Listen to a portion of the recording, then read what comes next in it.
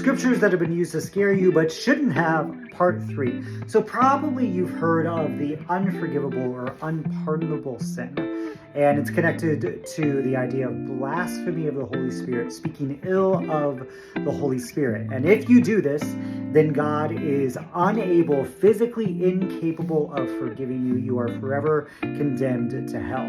But that's not what the passage says at all. First of all, in all 3 passages where this is mentioned, Matthew 12, Luke 12, Mark 3, we completely skip over like the good news gospel part of what Jesus is saying. In each passage, Jesus says, whatever you say against the Son of Man, against Jesus, will be forgiven. Or another version says, all sins will be forgiven humanity, which is like really revolutionarily good news. They're like, I want to hear a sermon preached on that much more often. Everything will be forgiven. Second of all, what Jesus is talking about is not what God can and cannot do, but rather what a person will or will not accept.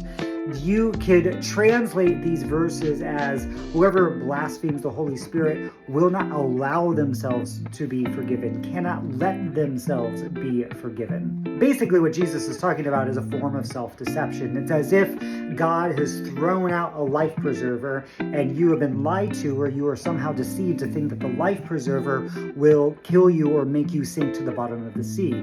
You will not let yourself be rescued or saved or forgiven. It's not that God is unable to forgive you. It's about a state of being unable to accept that forgiveness. The good news about this, though, is that it's not like you have to stay in that state of deception forever. If you are the kind of person who doesn't believe that God will forgive you, you can change your mind. In fact, in the Mark version of this statement, Jesus actually puts a time-limited aspect to it. He uses the word aion, which means to the end of the age. They have committed a blasphemy to the end of the age, which means at some point you can change your mind. You could allow yourself to be forgiven.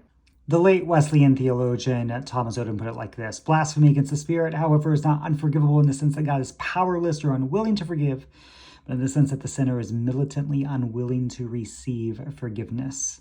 All that to say, if you're worried that you've committed the unforgivable sin, you haven't. If you want God's forgiveness, it's yours.